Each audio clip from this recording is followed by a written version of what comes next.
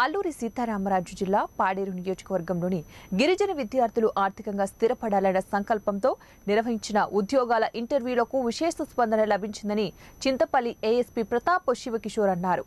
ప్రేరణ కార్యక్రమంలో భాగంగా చింతపల్లి మండల కేంద్రంలోని వైటీసీ కేంద్రంగా ప్రశాంతి పాలిటెక్నిక్ ఆధ్వర్యంలో పోలీస్ శాఖ సహకారంతో నిర్వహించిన ఈ కార్యక్రమానికి చింతపల్లి, గూడెం, కొయ్యూరు మండలాల నుంచి సుమారు 500 మంది విద్యార్థినులు హాజరయ్యారు.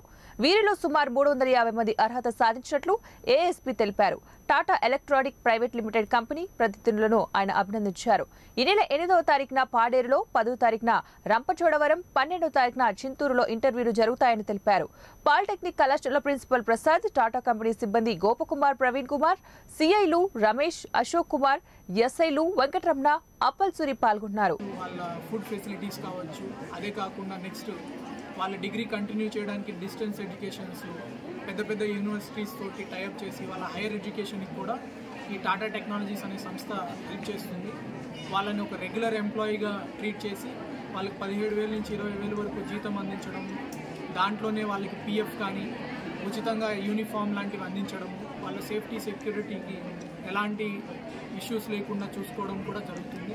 పోలీస్ కూడా మన వైపు నుంచి ముఖ్యంగా మహిళా పోలీసుల ద్వారా, సిఐస్, ఎస్ఐస్ ద్వారా ఈ మారుమూల ప్రాంతాలకి సమాచారాన్ని అందించి వాళ్ళందరినీ ప్రత్యేకంగా బస్సులు ఏర్పాటు చేసి చింతపల్లి అన్న ప్లేస్కి మనం తీసుకొచ్చి ఇక్కడ ఇంటర్వ్యూస్ కండక్ట్ చేయడం జరుగుతుంది. ఈ ఇంటర్వ్యూస్లో సెలెక్ట్ అయిన వాళ్ళని కూడా మళ్ళీ టాటా కంపెనీ, పోలీస్ కలిసి ఉచితంగా వాళ్ళని హొసూర్ దగ్గర డ్రాప్ చేయడం జరుగుతుంది. పోలీస్ వాళ్ళు కూడా వాళ్ళకి సెక్యూరిటీగా వెళ్ళి వాళ్ళని కరెక్ట్గా అక్కడ అడ్మిషన్ అన్నీ కరెక్ట్గా ఉన్నాయా లేదా హెల్ప్ చేస్తారు. అదే కాకుండా తర్వాత పేరెంట్స్కి కానీ దూరం వెళ్తున్నామన్న ఒక బాధ లేకుండా వాళ్ళందరినీ వాట్సాప్ గ్రూప్స్ ఒకటి క్రియేట్ చేసి అందులో నేను కూడా సభ్యుడిగా ఉంటాము.